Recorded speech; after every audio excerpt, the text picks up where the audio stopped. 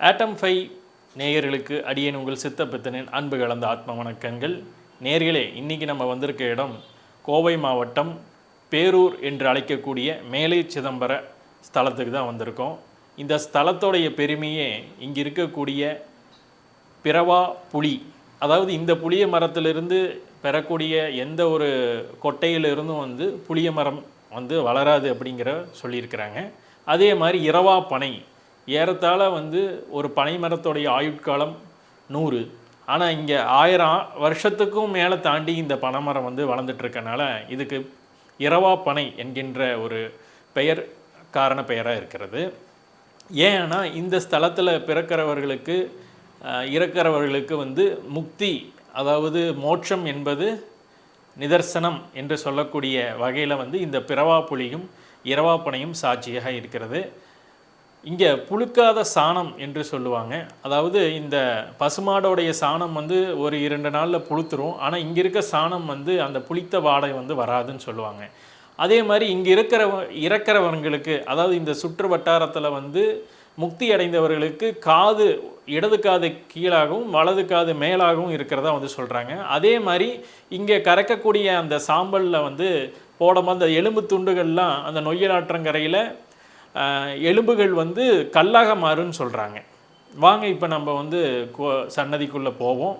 இங்கே கோரக்கர் சித்தர், அதாவது 18 சித்தர்களில் ஒருவராக போற்றப்படக்கூடிய கோரக்க சித்தர் ஒளிதேக சமாதி அடைந்ததாக நம்பப்படுகிறது. கோரக்க சித்தர் பல இடங்களில் தன் உடலை பூத உடலை மறைத்து பின்பு வெளியே பல இடங்களில் சமாதியானதாக குறிப்புகள் உள்ளன. அப்படி அவர் வட தேசத்தில் நவநாத சித்தர்களில் 9 நவநாதர்கள் ஒரு நாதர்களாக போற்றப்படுகிறார். அதாவது கோரக்கர் நாதர் என்று சொல்லக்கூடிய ஒரு 9 நவநாதர்கள் ஒருவராக போற்றப்படுகிறார். அவருடைய குரு மச்சேந்திரநாத் என்று சொல்லப்படுகிறது. அதே போல் இங்கே நம்ம 18 சித்தர்கள் பாரம்பரியத்தில் அவரோட குரு மச்சமுனி என்றும் இவர் கோரக்கர் சித்தரம் என்று நம்ம வழிபட்டுட்டு வரோம். அவர் இங்கே இருக்க பாலசுப்பிரமணியருடைய ஆலயத்தில் அந்த முருகனை பிரதிஷ்டை செய்து பின்பு அந்த இடங்கள், அந்த பாலசுப்பிரமணியோட சன்னதிக்கு பின்புறமாக உள்ள வில்வ மரத்தின் கீழ் பல ஆண்டுகள் நிர்விகல்ப சமாதியில் இருந்து அங்கிருந்து சென்று அவர் நாகப்பட்டினம் மாவட்டத்தில் உள்ள வடக்கு பொய்கை நல்லூர் என்ற இடத்தில் சமாதியானார் என்று சொல்லப்படுகிறது. கோரக்கர் சித்தர் பல இடங்களில் நான் முன்பு சொன்னது போல் சமாதியாக இருக்கிறார். அதாவது சதுரகிரி மலை பிரதேசம், ஆனைமலை, பொதிகை மலை, திருக்கழுகுன்றம், இலங்கையில் உள்ள திருகோகர்ணமலை, அதுக்கப்புறம் பார்த்திங்கன்னா நம்ம பாண்டிச்சேரியில் கோரக்கர் காடு என்று சொல்லக்கூடிய கோர்க்காடு, அப்புறம் பார்த்திங்கன்னா வடக்கு தேசத்தில் சொல்லக்கூடிய கோரக்பூர், அவரோட பேர்னால தான் அந்த ஊருக்கு கோரக்பூர் என்று வந்ததாக சொல்லியிருக்கிறாங்க. வடதேசங்களில் பல இடங்களில், அதாவது மகாராஷ்டிரம், ராஜஸ்தான், மத்திய பிரதேசம் என்று பல மாநிலங்களில் அவருடைய பயணம் நீண்ட நெடிய ஒரு பயணமாக அமைந்திருக்கிறது. எங்கெல்லாம் அவர்கள் சென்றாரோ வடதேசத்தில் அவரை நாதர் என்றும் நாத் பரம்பரை சித்தர் என்றும் போற்றுகிறார்கள். இங்கே நம்ம தென் தேசங்களில் அவரை தமிழகத்தில் கோரக்கர் சித்தர் என்று நம்ம குறிப்பிடுறோம். கோரக்கர் என்ற பேருக்கே பெயர் காரணம் பார்த்திங்கன்னா கோ இரக்கர், அதாவது கோ என்றால் பசு, இரக்கர் என்றால் இரக்க குணம் உள்ளவர், அதாவது பசுவை போல ஒரு இரக்க குணம் உள்ளவர் அப்படிங்கிற ஒரு பெயர் காரணமும் சொல்லப்படுது. கோ ரக்ஷகர் என்று இன்னொரு பெயரும் இருக்குது. அதாவது கோ என்றால் அரசன், ரட்சிப்பவர் என்றால் காப்பாற்றுவன் என்று ஒரு பொருள்படும். அதாவது அரசனை போல மக்களை காப்பாற்றுபவர் என்ற ஒரு பொருள் படுகிறது. சித்தர்களே ரொம்பவும் சிறப்பாக சொல்லக்கூடியவர், சித்தர்களுக்கு செல்ல பிள்ளை என்று சொல்லக்கூடியவர் கோரக்கர். ஏன் அப்படின்னா அவர் மக்களுக்காக பல தொண்டுகளை புரிஞ்சிருக்காரு. அது மட்டும் இல்லாமல் மக்களுக்காக பல சித்த பாடல்களை வெளிப்படையாக அவர் கொடுத்துட்டு போயிருக்கிறதா சொல்கிறாங்க. அப்படி அது பல இடர்பாடுகளில் பல ஆண்டுகள் காலங்கள் பல யுகங்கள் கடந்து அதை பாடல்கள்லாம் நிறைய அழிஞ்சிட்டு தான் சொல்கிறாங்க. அதில் மீதம் இருக்கக்கூடிய பாடல்கள் பார்த்திங்கன்னா கோரக்கருடைய மலைவாகடம், கோரக்கருடைய ரவி மேகலை, நவநாச திறவுகோள், இறுதியாக வந்து கோரக்கருடைய சந்திர ரேகை. இந்த சந்திர ரேகை வந்து மிக மிக ஒரு முக்கிய பாடலாக கோரக்கர் இயற்றிய காவியத்திலேயே வந்து ஒரு முக்கியமான ஒரு காவியமாக போற்றப்படக்கூடியது. ஏன் அப்படின்னா அந்த சந்திர ரேகையில் தான் வந்து கோரக்கர் வந்து இப்போ நடந்துட்டு இருக்கிற இந்த கலியுகத்தில் இருக்கிற அத்தனை விஷயங்களையும் அதை வந்து குறிப்பிட்டிருக்கிறதா சொல்கிறாங்க. எப்படி வந்து இப்போ ஒரு சென்ற நூற்றாண்டுலாம் வாழ்ந்த இந்த நாஸ்ட்ரடாமஸ் நம்ம வந்து போடுறோம், மேற்கத்திய கலாச்சாரத்திலேருந்து வந்தனால அவரை நம்ம போட்டுடுறோம்.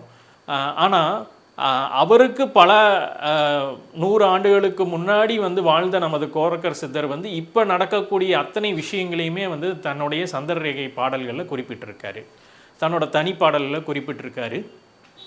அப்படி வந்து அவர் குறிப்பிட்ட நிறைய விஷயங்கள் வந்து இங்கே யார் அரசாழ்வார்கள், இந்த யுக மாற்றங்கள் எப்படி இருக்கும், அதாவது அவர் வந்து சொல்லியிருக்காரு இந்த நடிகர்கள்லாம் கூட வந்து இங்கே அரசாழ்வாங்க, அதாவது கூத்தாடிகள் கோலு உச்சுவார்கள் கூட சொல்லியிருக்காரு. அப்படி பல விஷயங்கள் வந்து கோரக்கர் வந்து பதிவு செய்திருக்கிறார்.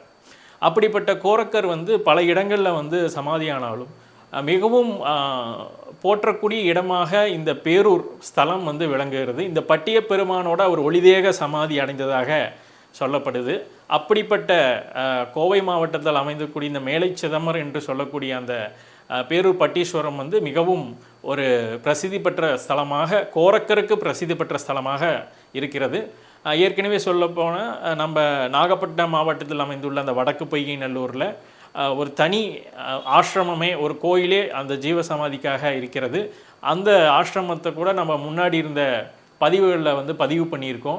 ஒரு தங்க கூரை வந்து வேயப்பட்ட போது அங்கே நம்ம சென்று அந்த நிகழ்வுகளில் கலந்து அதை நம்ம பதிவாக போட்டிருக்கோம் நம்ம நேயர்களுக்காக. மூன்றாவதாக விருதாச்சலம் மாவட்டத்தில் அமைந்துள்ள பரூர்பட்டு என்று சொல்லக்கூடிய முகாசாபரூர். அந்த முகாசாபரூர் ஊர்லேயே வந்து காசி விஸ்வநாதர் அன்னபூர்ணேஸ்வரி சன்னதியில் வந்து சுவாமிகளுக்குன்னு ஒரு தனி சமாதி கோயில் வந்து இருக்கிறது, சன்னதி இருக்கிறது. அங்கேயும் அவர் சமாதியானதாக சொல்லுகிறார்கள். சித்தர்கள் வந்து ஒன்றுக்கும் மேற்பட்ட இடங்களில் வந்து சமாதியாகிறது வந்து 17 சித்தர்கள் பாரம்பரியத்தில் நம்ம பார்க்க முடியுது. அது அவர்களோட சீடர்கள் தான் அவருடைய பேரிலே பல இடங்களில் சமாதியானதாகவும் ஒரு கூற்று இருக்குது. இரண்டாவது, அவர்கள் வந்து ஒரு இடத்தில் சமாதியாகி அந்த தேகத்தை விட்டு மீண்டும் பரகாய பிரவேசம் தான் வேற ஒரு உடலை எடுத்து இன்னொரு இடத்தில் போய் சமாதியாகதாகவும் கூற்று இருக்குது. இன்னொன்று வந்து அந்த சமாதியில் வந்து அந்த பிராண சக்தியை, அந்த பிரபஞ்ச சக்தியை தக்க வைக்கக்கூடிய சூழலை ஏற்படுத்தி விட்டு பின்பு அந்த சமாதியிலிருந்து ஏதோ ஒரு வெடிப்பு நிலை உண்டாக்கி, ஒரு பிளவு நிலை உண்டாக்கி அந்த சமாதியிலிருந்து அவர்கள் அந்த ரூபத்தை சுருக்கி கொண்டு வெளியில் வந்து வேறு இடத்துக்கு அவர் போகிறதா வந்து பல கூற்றுகள் இருக்குது. எதுவாக இருந்தாலும் அந்த இடத்துல வந்து அவங்களோட அலைகளை, அந்த சக்தி நிலையை வந்து நம்ம உணர முடியுது. அப்படிப்பட்ட இடங்களுக்கு நம்ம போகும்போது கண்மூடி சிறிது நேரம் அவர்களை தியானிக்கும் போதே அவர்களோட ஆற்றலை நம்ம உணரலாம். கோரக்கரோட இன்னொரு சிறப்பு, கோரக்கர் தான் வந்து இந்த கஞ்சா என்று சொல்லக்கூடிய மூலிகையை வந்து முதல் கண்டுபிடித்து அதை மருத்துவ குணத்துக்காக பயன்படுத்தியது. பொதுவாகவே வந்து பல மூலிகைகள் வந்து காயகற்ப மூலிகைன்னு சொல்லுவாங்க. காயம் என்றால் உடம்பு, கற்பம் என்றால் அழியா நிலை. அப்போ அந்த தேகத்தை, நம்மளோட உடம்பை வந்து அழியாமல் பாதுகாக்கிறது தான் வந்து காயகற்ப மூலிகை. சித்தர்கள் அனைவருமே வந்து பல கற்பங்கள் வந்து கையாண்டு கற்ப மூலிகைகளை வந்து பயன்படுத்தி அவங்க தேகத்தை வந்து காயகற்ப தேகமாக மாற்றினவங்க. இப்படி இந்த கோரக்கர் வந்து முதல்ல வந்து அந்த கஞ்சா செடியை வந்து கண்டுபிடித்து அதை போதை வஸ்துவாக இப்போ நம்ம பயன்படுத்திகிட்டு இருக்கோம். ஆனால் அவர் வந்து அதை மூலிகையாக பயன்படுத்தி அந்த மூலிகை குணநலங்களை வந்து ஆராய்ந்து அதை கற்ப மூலிகையாக மாற்றினதில் கோரக்கர் வந்து மிகவும் வல்லவர். அதனால் அந்த மூலிகைக்கு வந்து சித்த மருத்துவத்தில் கோரக்கர் மூலிகை என்ற பெயரே வந்து இருக்குது. நேர்களே, நம்ம கோரக்கர் சித்தருடைய மூல மந்திரம் என்று சொல்லக்கூடிய மந்திரத்தை வந்து பார்ப்போம்.